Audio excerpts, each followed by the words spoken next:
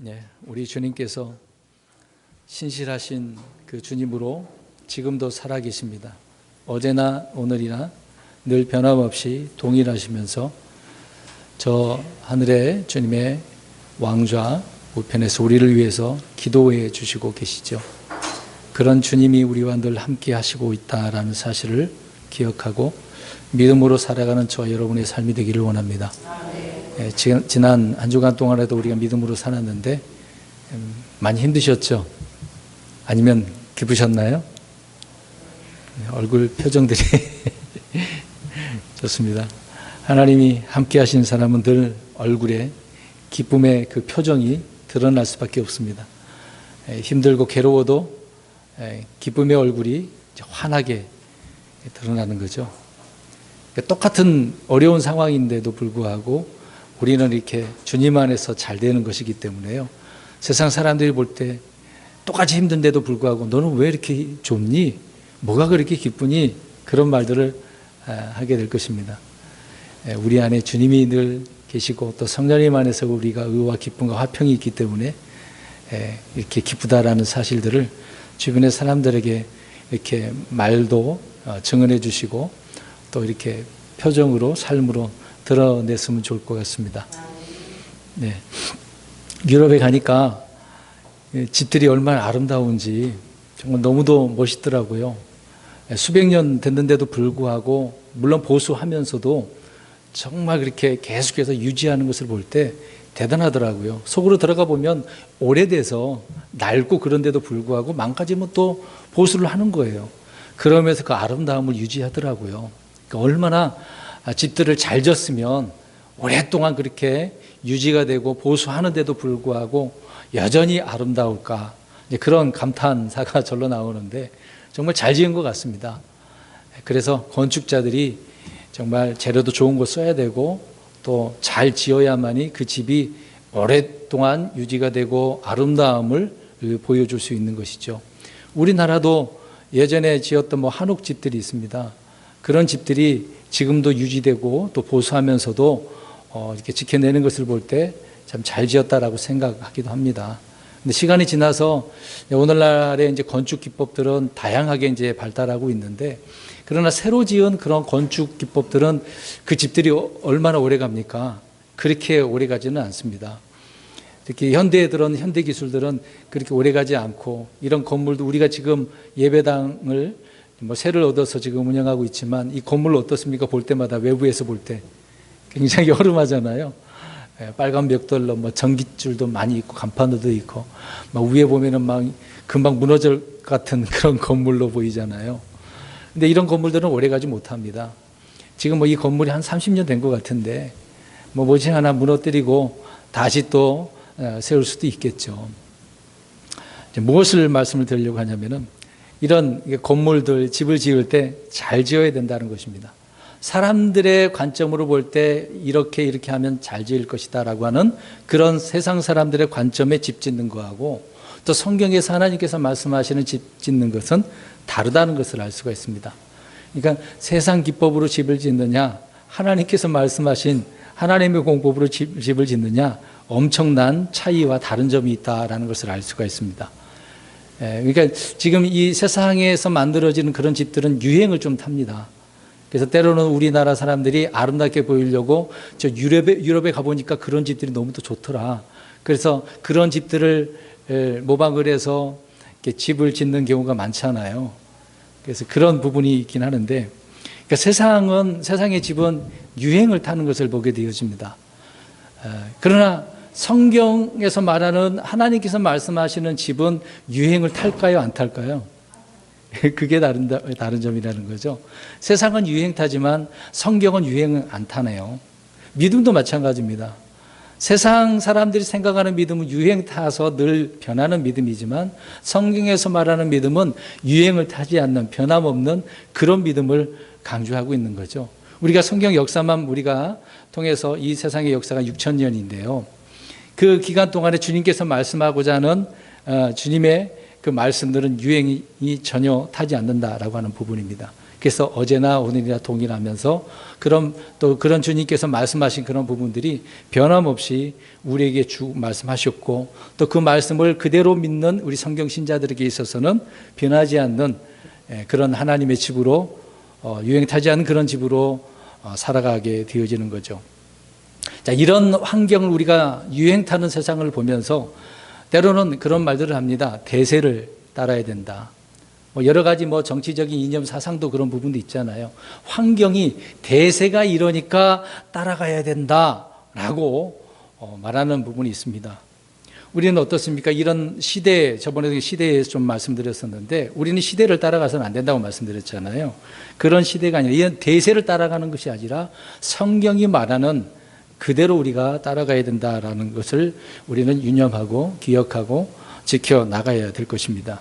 그래서 우리는 세상이 말하는 이런 집들을 지어 나갈 때 우리는 어떤 관점으로 보면서 어떤 집 짓기로 살아가야 되는가, 오늘 그래서 마태복음 7장에 나오는 말씀을 우리가 살펴보려고 합니다. 오늘 말씀의 핵심은 어떤 자가 지혜로운가라고 말씀을 하고 있습니다. 마태복음 5장부터 7장까지는 주님께서 이스라엘 백성들에게 산에서 말씀을 하신 내용이죠. 흔히 이제 산상설교, 산상수훈 그렇게 이야기를 하고 있습니다. 그래서 이 산상설교에서 마지막으로 오늘 7장 이제 24절부터 나오는 말씀이 있잖아요. 이 마지막으로 자기 집을 반석 위에 지은 지혜로운 사람에 대해서 말씀을 하고 있습니다. 그러니까 말씀을 듣고 난 뒤에 집을 어떻게 지어야 되느냐라는 것을 말씀을 하고 있는데, 그 뒤에 이제 순종에 대해서 말씀을 하고 있습니다. 집을 이렇게 지어야 된다, 순종해야 된다, 그 말씀을 하고 있는 것이거든요. 그러니까 핵심은 듣고 행하는 자이냐, 듣지 않고 행하느냐, 그 말씀을 하고 있는 겁니다. 그러니까 듣고 행하지 않는 자도 있는 것이죠. 그런 차이를 지금 말씀을 하고 있습니다. 자, 동일하게 들었어요. 동일하게 들었는데 누구는 듣고 행하고, 들었는데 어떤 사람은 들었음에도 불구하고 행하지 않는다, 그 얘기죠. 앞에서 잠깐 제가 집 짓는 이야기를, 건물들을 좀 이야기를 했습니다. 건물을 지을 때 우리가 동일한 재료로 지었다고 생각해 보세요. 또 동일한 설계도를 가지고 건물을 짓는다고 생각해 보시기 바랍니다. 그래서 동일한 집을 지어요. 동일한 집을 지어요. 근데 어디에다가 짓느냐가 이제 핵심 포인트인 거죠. 듣고 행하는 자인데, 듣고 지었어요. 지었는데 어디에다가 지었다고 오늘 말씀을 이야기하고 있습니다. 그렇죠. 예, 듣고 행하는 자는 반석 위에, 그러나 듣고 행하지 않는 자는 모래 위에 졌다. 이 말씀 이제 누가복음에 좀 나오긴 하는데, 누가복음에서는 모래가 아니라 흙이라고 이야기를 하고 있습니다. 모래냐 흙이냐 이제 그걸 말씀드리려고 하는 부분은 아니지만, 자, 여기서 이제 이런 동일한 재료, 동일한 설계, 동일한 집을 짓는데, 모두가 자기가 이제 이렇게 지었다, 두 사람이 지었어요. 그렇게요. 동일하게 지었는데 둘 다 어떻다고 생각할까요? 동일하게 이렇게 지었으니까 똑같이, 잘 지었어, 이런 집은 튼튼해, 능히 시험도 이겨낼 수 있어, 그렇게 생각을 했을 것이라고 우리가 생각이 되어집니다. 그러니까 평소에는 어떻다는 거예요? 둘의 차이가 있어요, 없어요? 없어요. 근데 문제는 오늘 이제 내용이 말씀이 나오죠. 무슨 문제가 있습니까? 그러니까 무슨 문제가 생겼어요? 예, 비가, 바람이, 홍수가 나서 이제 반석에 지었느냐, 모래 위에 졌느냐, 그것을 통해서 차이가 난다, 그 말씀을 하고 있는 것이죠. 그러니까 홍수가 나고 바람이 불면 그 집에 이제 부딪히게 될 것이니까, 그때서야 그 집이 어떤 집이었는가라는 것이 이제 드러나는 거죠. 이러기 전까지는 모른다는 이야기입니다. 어떤 힘들고 어려운 상황이 오게 되어지면 그때서야 그 집이 튼튼한 집이었느냐, 무너지는 그런 가벼운 집이었느냐, 다른 점이 차이가 이렇게 확연하게 드러난다는 것이죠.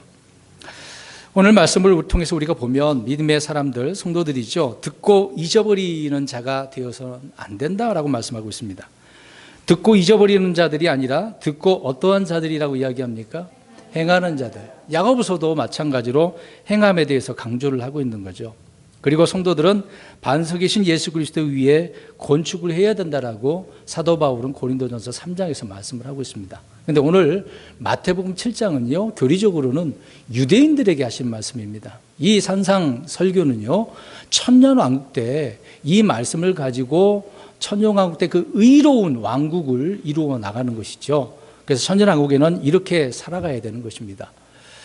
그런데 이스라엘 백성들이 그렇게 살기 위해서 마지막으로 오늘 이런 말씀을 해 주신 이유는 7년 환난을 거쳐서 그들이 들어가서 이렇게 의 가운데 살아가야 됨을 말씀을 해주고 있는 거죠. 그러니까 이 말씀들을 쭉 들었어요. 그러면 들으면 어떻게 해야 된다는 거죠? 행해야 된다라고 말씀을 하고 있는 것입니다. 그것을 강조하기 위해서 주님은 이 말씀을 지금 하고 계시는 거죠. 그러니까 본문의 의미의 말씀은 이들이 지금 예수 그리스도를 믿고 침례를 받은 이제 남은 유대인들로서 지혜로운 건축자들이 돼야 되는데, 그러나 그들이 예수 그리스도를 거부하고 또 믿는다, 하나님을 믿는다고 주장하는 그런 자들이 모두 지금 어리석은 건축자들이다라고 말씀을 주님께서 지적을 하고 계신다는 것이죠. 예수님께서 이 땅에 왕으로 오셨음에도 불구하고 유대인들은 예수 그리스도를 어떻게 하셨습니까? 받아들이지 않았죠. 왕이신 주님을 거역하였습니다. 받아들이지 않았습니다. 받아들였다고 한다면 왕국이 임했겠죠. 왕이 왔으니까 이제 왕국이 필요하고 그 다음에 또 뭐가 필요합니까? 백성이 필요하고, 백성이 있어야 돼. 오늘 마태복음 5장부터 7장에 이것은 무엇이죠?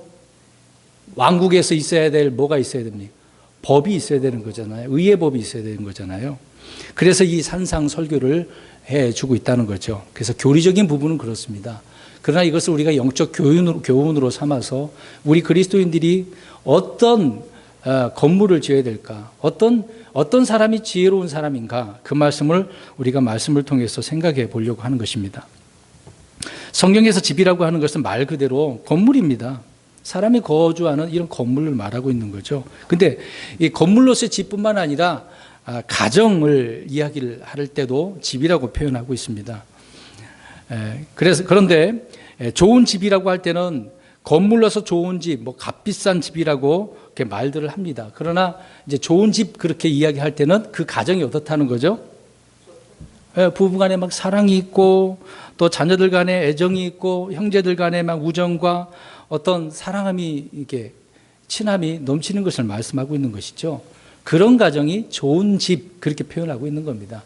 건물이 아름답게 막 몇백억처럼 저 이제 송파구에 가보면 굉장히 높게 올라간 무슨 타워가 있습니까?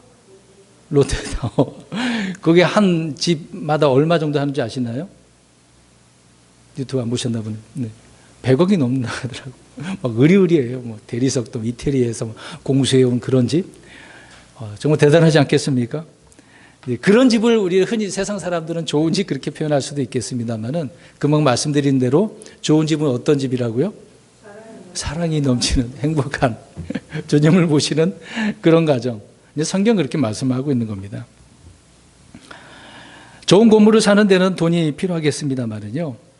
뭐 큰 집, 뭐 비싼 집을 가졌다고 해서 좋은 가정이 된다라고 하는 보장은 없는 것이죠. 좋은 집이 되는데 필요한 것은 필요 조건이 있습니다. 영적인 필요 조건이죠. 그것이 무엇이냐? 시편 127편 1절에 가서 보면 주께서 세운 집이어야 된다라고 말씀을 하고 있습니다. 주께서 세운 집이 아니면 그 집은 좋은 집이라고 할 수 없다는 거죠. 한 예로 우리가 사무엘하 3장 1절에서 보면은요, 다윗의 집과 사울의 집이 나옵니다. 사울의 집은요, 정말 부자였고요.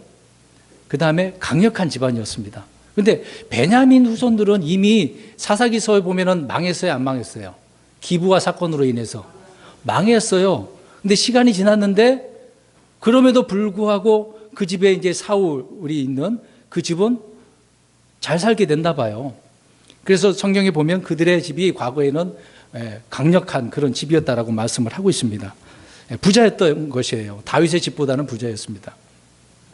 그런데 다윗의 집은 어떻습니까?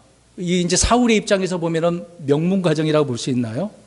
그렇게 볼 수가 없거든요. 그냥 양이나 치는 그런 집이었거든요. 그런데 하나님께서 다윗의 집을 점점점 어떻게 해주십니까? 강성하게 해주시는 거죠. 왜 그렇겠어요? 누가 세우니까? 주님이 세운 집이니까 점점점 강성해지는 거거든요. 물론 그렇다고 해서 그러면 사울의 집은 하나님이 안 세우셨나요? 근데 사울이 어떻게 했느냐를 우리가 보면 알 수가 있죠. 사울은 어떻게 했습니까? 말씀을 들었음에도 행하지 않았잖아요. 오늘 내용이 그런 말씀을 하고 있지 않습니까? 사무엘이 그렇게 말을 했는데도 불구하고 그 명령에 따라 순종하지 않은 그런 사람이었던 것이죠. 그러니까 주께서 그 집을 세우느냐 안 세우느냐 그게 중요한 것입니다. 다윗은 주님 앞에 그렇게 늘 가까이 하고 주님을 섬겼기 때문에 지혜로운 건축자로서 자신의 집을 든든한 반석 위에 세웠기 때문에 하나님은 그 집을 더욱더 강성하게 해 주셨던 것이죠. 자, 그럼 오늘 본문으로 가서 24절을 눈으로 한번 보시기 바랍니다. 제가 읽지는 않겠습니다. 자, 주님은 말씀을 듣고 행하는 사람은 자기 집을 어디에다가 반석 위에 지은 지혜로운 사람 같다. 지혜로운 사람은 어디에다가요? 반석 위에. 근데 중요한 포인트가 있습니다. 반석 위에 세우긴 하는데 앞의 말씀을 우리가 기억을 해야 되는 것이죠.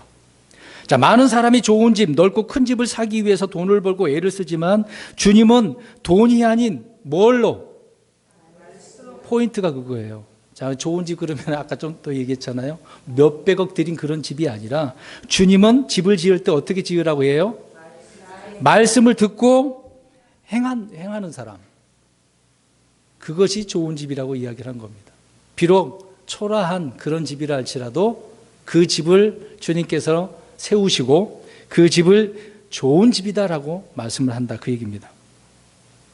여러분, 육신적으로는 한없이 초라하고 형편없는 곳에 우리가 살지라도 우리가 영적인 어떤 명문의 그런 집안을 그렇게 일으켜 세울 수 있는 것 아니겠습니까?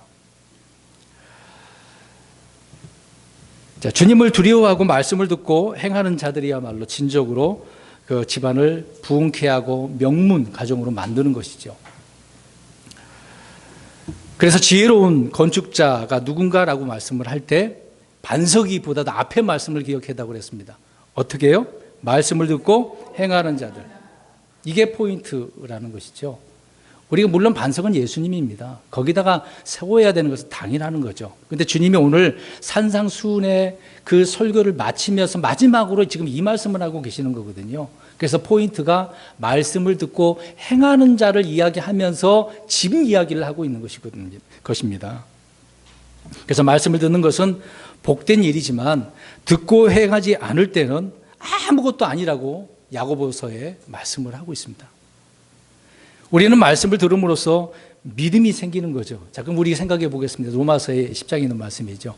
믿음은 어디에서 나죠? 들음에서. 들음은 하는 말씀이잖아요. 그럼 순서로 가보겠습니다. 말씀을 어떻게 해야 돼요? 들어야 돼요. 들으면 뭐가 생겨요? 믿음이 생겨요. 그럼 믿었어요. 그 다음에 뭐가 나와야 돼요? 행위가 나오는 거잖아요. 믿음의 행위가 나오는 거죠. 자, 순서가 그겁니다. 그래서 바울은 거꾸로 올라가서 말씀부터 시작하는 것을 설명을 해주고 있는 거죠. 그러니까 우리는 말씀을 들음으로써 믿음이 생긴다는 사실을 아는데 말씀을 듣고 또 믿음으로써 우리 그 믿음이 어떻게 될까요? 점점점 자라나는 거죠. 성숙하게 되어지는 겁니다. 그러니까 말씀을 묵상할 때 우리가 열매를 맺게 될 수밖에 없겠죠. 그래서 우리가 지난 한 주간 동안 열심히 사신 가운데 오늘 나오셔서 저 헌금한 통에다가 헌금을 드리는 그게 문제가 아니라 우리 자신을 어떻게 해야 돼요? 드려야 돼요. 근데 가인은 하나님께서 가인을 안 받으셨어요? 가인의 헌물을 안 받으셨어요? 가인을 안 받으셨잖아요. 자신을 드려야 되는데 자신을 못 드린 거 아닙니까? 그러니까 우리가 말씀을 듣고, 그러니까 순서의 말씀 듣고 믿고 어떻게 해요? 행해야 된다는 것이죠. 그런 사람, 그렇게 사는 사람 하나님께서 복을 주시고 복을 우리가 받는 것이죠.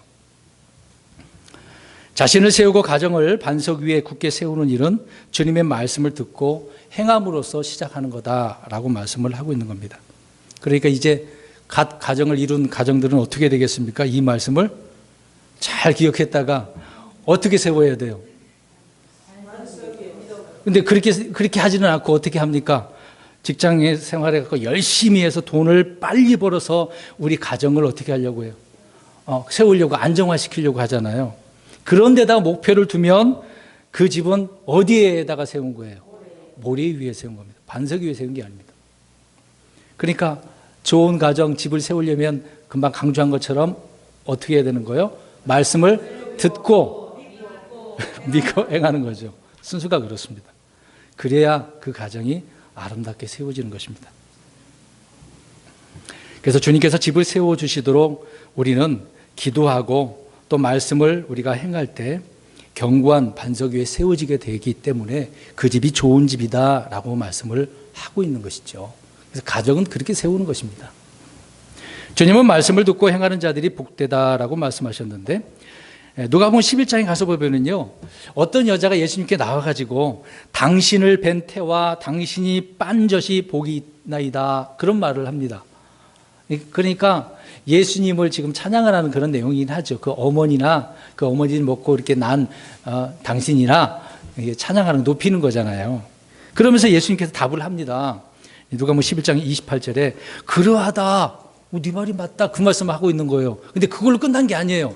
주님께서 한 말씀을 더 하십니다. 그러나 하나님의 말씀을 듣고 그것을 지키는 자들이 복이 있다 말씀하셨습니다. 그러니까 여자가 볼 때는 야, 하나님께서 말씀하신 그 메시아가 이렇게 오셨는데 그 어미가 그렇게 메시아를 태에서 뵙고 또 그 아이가 젖을 낳아서 어머니의 젖을 빨았으니까 그냥 그것만 복이 있다고 생각했던 부분이 있겠죠. 이제 틀린 말은 아니지만 주님께서는 어떤 자가 복이 있는가를 더 강조하고 있었던 거죠. 어떤 자입니까? 말씀을 듣고 지키는 자라고 말씀을 하고 있는 것이죠. 주님께서 말씀을 듣고 행하는 자들이라고 할 때 성경 신자들은 본능적으로 듣고 행하는 것. 근데 그 가운데 지금 뭐가 있는 겁니까? 금방 여태까지 말씀드렸잖아요. 믿음이라고 하는 것이 있다고 말씀드렸습니다. 자, 그래서 믿음 중요한 거죠. 하나님의 말씀을 듣고 믿음으로 행하는 자들이 복이 있는데 말씀을 듣지 않고 행하는 자는 어떤 생활을 할까요? 자기 의와 종교적인 그런 행위로 살게 될 것입니다. 저 여러분들은 어떻습니까? 말씀을 듣고 믿어서 행함으로 사셨는지 아니면 그렇게 하지 않아서 오늘도 자신의 의를 들고 이 시간에 나와서 주님을 섬긴다고 하시는 것인지요? 어떻습니까? 여러분, 듣기만 하지만 행하지 못한다라고 하는 것은 들은 말씀이 뭐와 결합하지 않은 거예요. 히브리서 말씀하고 있는 것처럼. 말씀이 뭐와 결합해야 돼요? 믿음과 결합해야 돼요. 말씀을 들었으면 우리의 믿음과 결합을 해서 행함으로 드러나야 되는 거죠. 그래야 열매를 맺는 것이니까. 누가복음 8장 18절에 보면 14절에 보면 마음속에 인생의 그 염려와 재물과 쾌락이 있죠. 그것으로 인해서 그 밭이 어떻습니까? 이 씨 뿌려진 것이 어때요? 숨이 막혀요, 안 막혀요? 막혀요. 막히니까 열매가 있겠어요? 없다, 그 얘기입니다. 말씀을 아무리 들어도 열매를 맺지 못하는 경우가 바로 그런 것이죠. 그러니까 믿음과 결합하지 않고 세상 염려, 재물, 쾌락 이런 즐거움으로 세상의 것으로 살다 보니 열매가 없다, 그 얘기입니다. 여러분, 말씀을 달게 들었지만 아무 열매가 없는 사람이 있습니다. 성경의 한 예가 요한복음에 나오는데요. 우리 마가복음 보겠습니다. 마가복음 6장 20절을 한번 보십시오. 침례 요한이 여러 차례에 걸쳐서 이 헤롯 왕에게 말씀을 전했습니다. 그럴 때 헤롯이 어떻게 받아들인지 한번 보십시오. 6장 20절에 어떻게 받아들입니까? 요한의 말을 대답해 보십시오. 눈으로 보시고 어떻게 받아들였습니까? 예, 달갑게. 이 말이 무슨 말이에요? 달갑게 받아들였다. 좋은 의미로 그렇지, 그렇게 그것이 옳은 것이지 그렇게 생각했다는 그 얘기죠. 근데 그 다음 구절을 보면 알 수가 있어요. 근데 달갑게 여기긴 했는데 그 말씀을 듣고 회심하거나 어떤 변화를 우리가 기대하는 것처럼 보이지만 그러지 않아요. 다음 구절을 보면 헤롯이 이제 마침 좋은 기회의 날이 생겼어. 잔칫날이, 자기 생일날이 생겼어. 잘못해가지고 이제 자기 딸이 춤추는 걸 보고 너에게 소원을 원하면 내가 다 들어준다고 했어요. 그러니까 그 어머니가 어떻게 했습니까? 침례 요한의 머리를. 그러니까 말씀을 달갑게 들었지만 듣고 어떻게 하지 않았어요? 믿고 순종하지 않으니까 결국은 누굴 죽여요? 침례 요한을 죽이는 겁니다. 침례 요한을 죽이는 겁니다. 우리는 성경을 읽을 때 언제나 말씀들을 우리가 더하거나 빼지 않고 잘 유심히 보잖아요. 근데 읽으면서 지금 뭘 보자는 거예요? 믿음. 읽으면서 믿음을 봐야 돼요. 이 사람이 믿음이 있느냐 없는 사람이냐, 사울이 믿음이 있느냐 없느냐, 다윗이 믿음이 있느냐 없느냐, 그걸 보자는 거예요. 그러니까 성경을 볼 때 우리가 그렇게 보자는 겁니다. 그걸 읽어내야 된다는 거죠. 자, 듣고 행한다라고 말씀하고 있는데, 누구도 듣고 들은 대로 모두 행할 수 있을까요 없을까요? 자, 벌써 듣고 행하라 그랬으니까 그러면 다 그렇게 할 수 있을까요 없을까요? 지금 마태복음 5장에서 7장에 나온 산상설교, 이 내용 그대로 할 수 있는 사람 손 들어보세요. 이 중에 원수도 사랑하라고 그랬는데, 자, 자신 있는 사람 손 들어보세요. 저도 힘들어요. 안 돼요. 듣고 행할 수 있는 사람 아무도 없어요. 자, 보세요. 포인트를 지금 말씀드리려고 하는 거예요. 듣고 행하는 사람, 다 듣고 이렇게 다 행할 수 있어요 없어요? 없어요. 그러면 다 행할 수 있는 방법을 지금 알려드리는 거예요. 어떻게 하면 됩니까? 왜 대답을 잘 못합니까? 자, 듣고 믿을 때 믿은 것은 모두 행할 수 있습니다. 이게 성경적인 말씀이거든요. 자, 듣고 행할 수는 없어도 듣고 믿으면 행할 수 있어요. 이 말은 듣고 안 믿으니까 행할 수 없다, 그 얘기입니다. 안 믿으니까 행할 수 없는 거예요. 믿으면 다 되는 거예요. 안 믿으니까 불가능하다, 안 된다, 그 얘기를 하는 거거든요. 그래서 늘 우리는 안 믿으니까 하나님 왜 이거 안 돼요? 불평하죠. 기도했는데도 빨리 응답이 없으니까 하나님 이거 어떻게 된 거예요? 기도했잖아요. 그런 말이 나오는 거죠. 여러분, 이 산으로 저리로 옮기라고 한다면 믿으면 어떻게 된다고 그랬어요? 누가 말씀하셨어요? 예수님이. 근데 우리는 어떻게 생각을 해요? 이거 어떻게 그렇게 해요? 스치는 생각이 그럴 거예요. 주님 그래서 믿음을 강조하는 겁니다. 지금요. 성경에 볼 때 믿음을 보자는 겁니다. 우리는 그렇다고 해서 뭐 율법주의자들은 아니죠. 뭐 모든 율법이나 명령을, 계명을 우리가 그렇게 지켜 사는 건 아닙니다. 우리 그리스도인들은 율법을 지키는 거 아니니까요. 뭐 절기 지키는 건 아니지 않습니까? 그 들은 바 하나님의 말씀을 믿을 때 우리는 행한다, 그 얘기를 하고 있는 것이죠. 주님께서는 믿음만큼이나 행위를 많이 강조하셨습니다. 그러면 그 행위를 강조하니까 행위 못했다고 해서 주님을 지금 뭐라고 책망하는 그런 내용처럼 생각하면 안 됩니다. 주님이 행위를 강조한 그런 내용이 뭐냐면은 믿어야 행할 수 있다라는 사실을 그들에게 지금 유대인들에게 말씀을 해주고 있는 거거든요. 믿어야 행할 수가 있다. 그러니까 행함이라고 하는 것에 그 근거가 어디에 있다는 거예요? 믿음이 있다. 그래서 성경이 데살로니가서에 뭐라고 그랬습니까? 믿음의 행위라고요. 믿음의 행위라고요.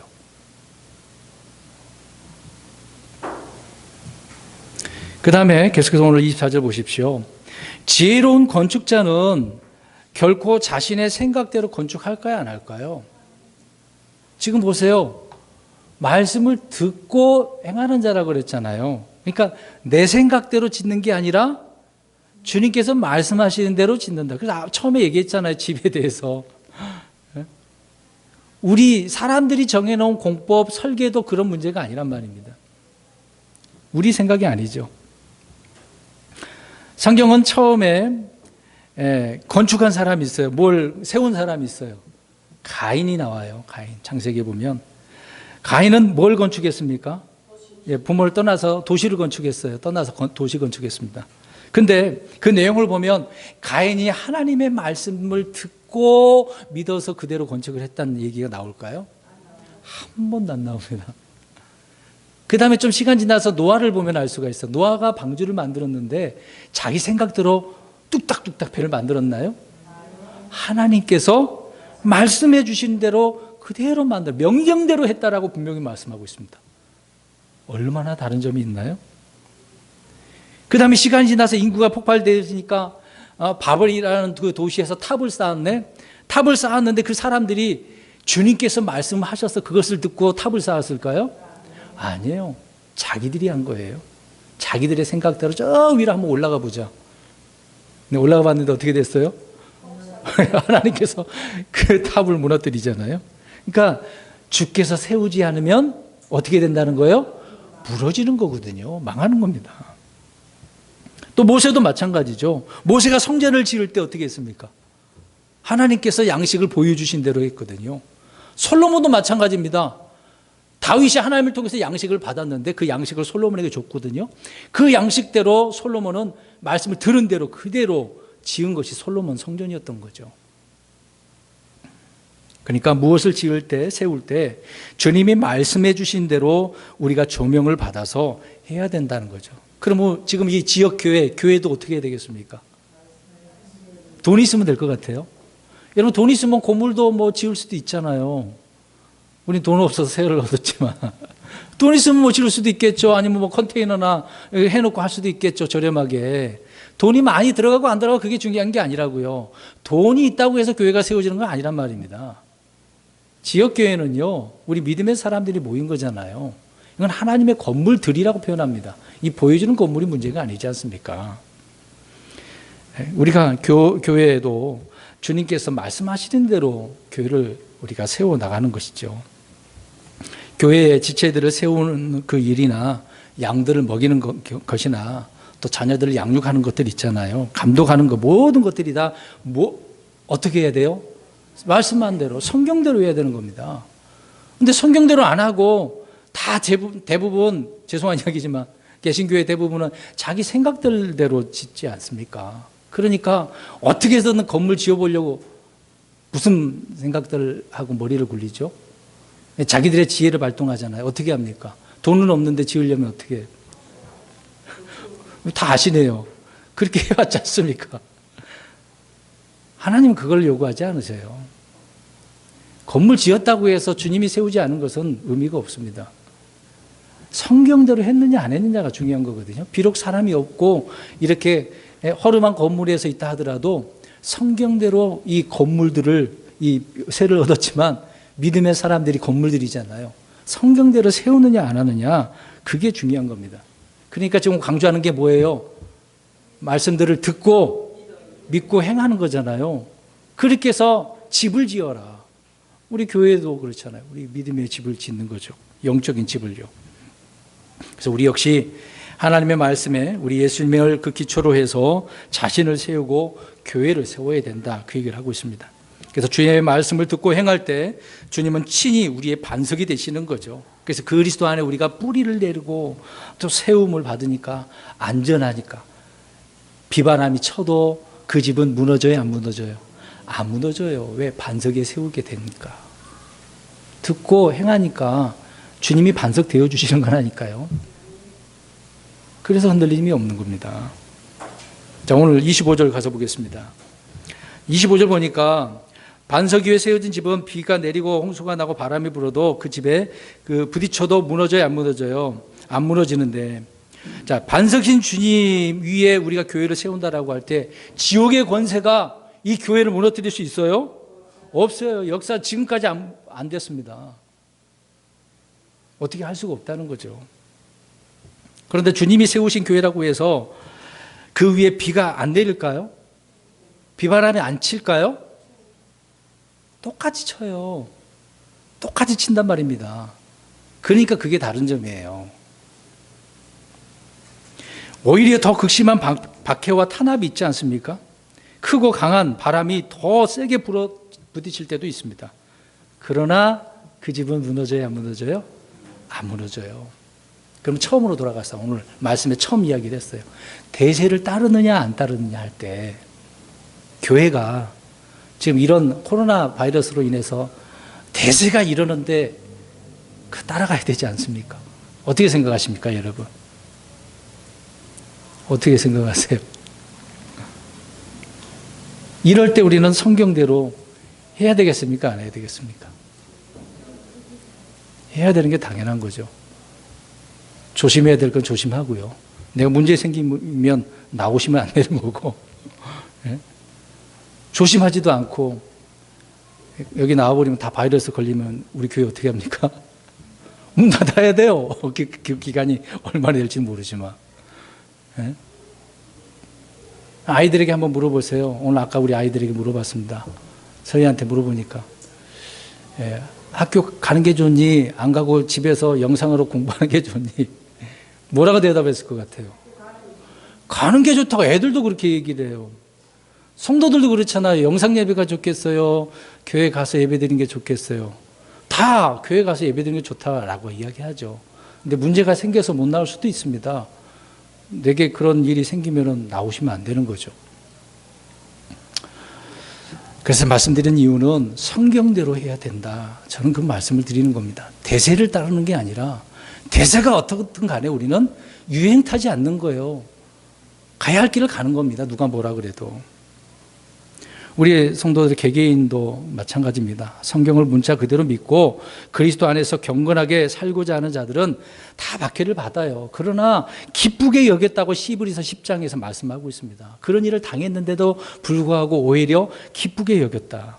이것은 말씀을 듣고 그대로 행하고자 하는 그런 이들에게 바람으로 비바람으로 오게 된 것이죠. 그런데 말씀을 듣고 믿기는 하지만 그대로 행하지 않는 이들에게는 결코 이런 거친 비바람과 홍수가 들이치지는 않습니다. 비바람이 안 분다니까요. 그러면 이렇게 얘기하니까 그럼 좋네 그렇게 생각할 거예요. 지금 좋은 거예요 안 좋은 거예요? 예? 태풍도 없고 비바람도 없는 그런 곳에 있는 그런 집 안전하다고 생각할 거예요. 근데 안전한 게 문제가 아니라 튼튼해요 안 튼튼해요? 안 튼튼하다는 거예요. 튼튼한 집이 아니란 말입니다. 좀 이해가 되십니까? 이 말의 의미를? 예? 다른 표현으로 할게요. 세상과 타협하며 살아가는 그리스도인들이 있다고 칩시다. 그런 사람들에게는 핍박이 있을까요? 없을까요? 타협을 하고 살아가는데 핍박이 없겠죠. 왜 핍박이 있겠습니까? 예? 주님을 짓밟고 가 그러면 짓밟고 가고 성경 버려 그러면 버리고 그럼 속으로 집에 와서 나 예수 믿는데 타협하고 그렇다고 생각해 보세요. 핍박이 없겠죠. 타협하니까. 그래서 안전하다고 그렇게 생각을 하겠죠. 그러나 안전한 건 아닙니다. 튼튼한 건 아니겠죠. 또 말씀을 듣고 행하는 자들은 어떤 환경에서도 무너지지 않는다라고 분명히 말씀을 하고 있습니다. 불 속에서도 어떨까요? 우리가 이제 뜨거운 불이라고 생각해 보면 이 불 누가 좋아하겠습니까? 불 같은 고통인데요. 근데 성경에는 뭐라고 이야기합니까? 그런 불로 뜨거운 그 금이 그런 불에 어떻게 돼야 돼요? 단련받아야 뭐가 됩니까? 뭐로 나와요? 정금으로. 욥이 고백했지 않습니까? 정금으로 나온 거잖아요. 그러니까 우리에는 그런 비바람 치는 것이 오히려 뭐가 되는 거예요, 우리에게는? 왜 은혜가 되고 기쁨이 되고 아까 기쁨으로 여겼다고 그랬잖아요. 그것이 우리에게 기회가 되는 것. 우리는 그렇게 받아들인 거 아닙니까? 근데 타협하는 사람들은 듣고 행하지 않는 사람은 그런 건 의미가 없는 거죠. 지금 당장 나만 아니면 돼. 그런 생각을 하는 거죠. 우리 성경 한 구절 보겠습니다. 이사야 43장 2절 보십시오. 이사야 43장 2절.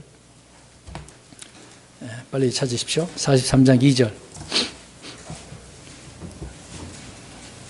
그 불꽃이 우리를 어떻게 할 수가 없어요. 세상의 풍파 의미가 없습니다. 이사야 43장 2절 시작. 내가 물가운데로 지나갈 때 내가 너와 함께하리라. 강들을 건널 때 강들이 내 위에 넘쳐 흐르지 못하며 내가 불 속을 걸어갈 때 타지도 아니하고 불꽃이 너를 사르지도 못하리니. 물이나 불이나 강이나 무슨 소용이 있어요? 없어요? 없어요. 누가 함께 계시니까. 주님이 함께 하시니까. 우리 그리스도인들은요, 세상이 부는 방향과 어떻게 될까? 같은 방향으로 갈까요? 반대 방향일까요? 자, 보세요. 세상이 이렇게 불면 성도들은 어떻게 하겠어요? 똑같이 이렇게 갈까요? 아니면 이렇게 올까요? 네, 반대예요. 그러니까 바로 오는 바람을, 맞바람을 어떻게 해요? 왜 받아쳐야 돼요? 받아치는 겁니다. 바람이 불지 않는 그런 날을 기대할 수 없어요. 그러니까 늘 이런 게 있다 그 얘기입니다. 어려운 일이 있을 수밖에 없어요. 만사형통 아닙니다. 누구나 바람이 부는 거 싫어하겠죠. 말씀을 듣고 행하는 자들은 예외 없이 바람을 안고 달려가는 사람들이다. 그렇게 말씀을 하고 있습니다. 하지만 우리는 걱정할 것이 없겠죠. 걱정할 것이 없습니다. 근데 반석이 누구라는 거예요? 내가 반석입니까? 예수님이 반석이죠. 그러니까 걱정할 것이 없다고요. 비바람이 불어도. 살아계신 하나님, 또 살아있는 말씀이 우리에게 있기 때문에 그러는 거죠. 그러니까 영적 반석인 주님은 건물이 기초가 되시고 모두 살아있는 돌들로서 우리를 그렇게 만드셔서 무엇보다 그 집을 영적 집으로 든든하게 세우시는 것이죠. 그 다음에 26절, 27절 보십시오. 오늘 마태복음 7장 26절, 27절. 눈으로만 보십시오. 자, 지혜로운 사람과 달리 어리석은 사람은 말씀을 듣고도 어떻게 하지 않는다 그랬어요? 행하지 않는다. 듣긴 하지만 말씀을 믿지 않기 때문에 행할 수 없다고 계속해서 말씀을 드렸습니다. 그래서 어리석은 사람은 자기 집을 반석이 아니라 어디에다가요? 머리 위에 짓는다.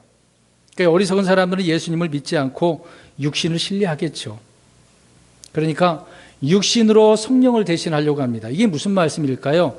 성령님이 하게 하는 게 아니라 누가 하려고 한다는 얘기예요? 자기가. 그러니까 성경에 스가랴서 이런 말씀 있잖아요. 힘으로도 안 되고 능력으로도 안 돼. 근데 뭐로 된대요? 내 영이라고 하는 주님의 영으로, 성령님으로 된다고요. 그러니까 지금 금방 말씀드렸잖아요. 육신으로 누구를 대체하려고 한다고요?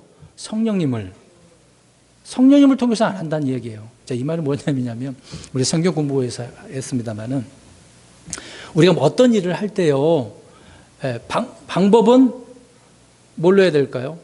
믿음으로. 동기는요. 방법과 동기는 믿음과 말씀? 믿음으로, 사랑으로, 믿음으로. 근데 일하게 하는 것은 누구를 통해서요? 성령님을 통해서잖아요. 그래서 우리는 늘 성령님의 충만함을 통해서 성령님이 일하도록 해야 되는 거거든요. 열매도 누구의 열매여야 됩니까? 성령님의 열매잖아요. 근데 이거를 지금 어떻게 해버리는 거예요? 성령님은 그냥 가만히 계세요 하면서 누가 하겠다는 거예요? 내가. 그러니까 육신으로, 내 자신으로 그렇게 대체한다, 그 얘기입니다. 그런 사람이 오늘 어떤 사람이라고요? 어리석은 자다. 그리고 일하는 것을 믿음으로 대체하려고 합니다. 믿음으로 해야 되는데 내가 뭘 일을 해서. 근데 구원도 내가 일해서 행함으로 구원받으려고 하는 것은 마찬가지겠죠. 믿음인데 그렇게 대처하려고 한다는 것이죠. 어리석은 자들은 그들이 세운 집은 아무리 화려하고 웅장하게 지어도 비가 내리고 홍수가 나고 바람이 불어도 부딪히면 그 순간 무너질 수밖에 없는 것이 이렇게 어리석은 자이기 때문에, 듣고 행하지 않았기 때문에. 성경은 그러면 어떤 자가 어리석다고 하는지 아십니까? 모래 위에 지었기 때문에, 오늘 말씀처럼. 그러니까 이러한 자들은 듣고 행하지 않기 때문에 하나님이 없는 거예요. 누가 있는 거예요? 하나님 대신 자기가 있는 거죠. 자기 배가 신이라고 또 이야기하잖아요. 또 마태복음 25장 3절에 가서 보면은요, 슬기로운 처녀와 어리석은 처녀 나오잖아요. 5처녀. 근데 이 어리석은 처녀들은 뭘 준비 안 했어요? 기름을 준비하지 않았잖아요. 그러니까 믿음은 있지만 행함이 없는 자들이야, 그 얘기입니다. 그런 불이라고 이야기하고 있는 거예요. 또 누가복음 11장 40절에 가서 보면은 속이 아니라 겉만 치장하는 그러한 자들이 어리석은 자다. 그 당시에 예수님께서 오셨을 때 바리새인들이 그러지 않았습니까? 그래서 회칠한 뭐예요? 무덤이다. 겉은 아름답게 꾸몄다, 그 얘기죠. 근데 우리 주님은 외모를 취하십니까? 아니죠. 그 다음에 누가복음 12장 21절에 보면 어리석은 부자가 나옵니다. 자기를 위해서 보물을 많이 쌓아두네요. 자기를 위해서. 우리는 누구를 위해서 쌓아야 됩니까? 주님을 위해서. 정말 그렇게 하시고 계시나요? 주님을 위해서 쌓아오고 계시나요? 우리가 직장생활 열심히 하고 사업장도 운영하고 계시는데, 근데 모아지지는 않고 계속 어떻습니까? 마이너스가 되고 그러네요. 빚만 늘어나고. 우리의 인생이 그렇습니다. 성도 여러분, 저와 여러분은 어떤 사람입니까? 지혜로운 사람입니까? 어리석은 사람입니까? 주님을 위해서 일할 수 있는 많은 시간들 우리 거기다가 쏟아부어야 되는데 대부분의 시간은 나 자신을 위해서 살아가죠. 마지막 28절 보겠습니다. 28절, 29절. 자, 주님이 산 위에서 오셔서 이제 이렇게 가르치시는 부분이었는데 이 말을 듣고 사람들은 어떻게 받아들입니까? 깜짝 놀랐어요. 우와, 이게 도대체 무슨 말씀이야? 이런 말씀 정말 놀랍다. 어떻게 이런 말씀이 있지? 깜짝 놀랐다고 이야기를 하고 있습니다. 그럼 저와 여러분들이 오늘 말씀을 이렇게 들었어요. 듣고 행하는 데 있어서 중간에 뭐요? 믿음으로 행하는데 이 말씀을 듣고 우리가 오늘 이 사람들처럼 깜짝 놀라야 되는데 지금 깜짝 놀라지 않고 목사님 아시는 말씀인데 또 하시는 거네요. 그렇게 생각하고 계십니까? 네? 이 말씀이 깜짝 놀라서 막 은혜가 되어지고 즐겁게 되고 그렇지 내가 이번 한 주간 동안은 이렇게 살아야지 그런 마음이 들었다고 한다면 감사할 일인데 들으면서 아는 말씀인데 오늘 또 계속 그 얘기를 하고 계시네. 그러면 오늘 말씀처럼 어떤 자가 되는 거예요? 죄송한 이야기지만 어리석은 자가 되는 거죠. 29절에 보니까 주님의 말씀이 뭐가 있었기 때문에 그들이 깜짝 놀란 거예요. 권위가 있는 거죠. 말씀은 그래서 권위가 있는 거예요. 능력이 있는 겁니다. 그 말씀 하나하나가 얼마나 놀라우니 사탄 마귀가 그 말씀을 듣고 어떻게 할까요? 떠나가는 겁니다. 주님을 시험했는데 주님이 뭘로 물리치는 거예요? 다른 거 없잖아요. 말씀이 무기인데. 근데 우리는 그 말씀이 무기 되는데 그 말씀이 지금 어떻게 해요? 들었는데도 행하지 않으니까, 믿지 않으니까 마귀를 이길 수 있어요, 없어요? 못 이기는 거예요. 오히려 내가 당하는 거죠.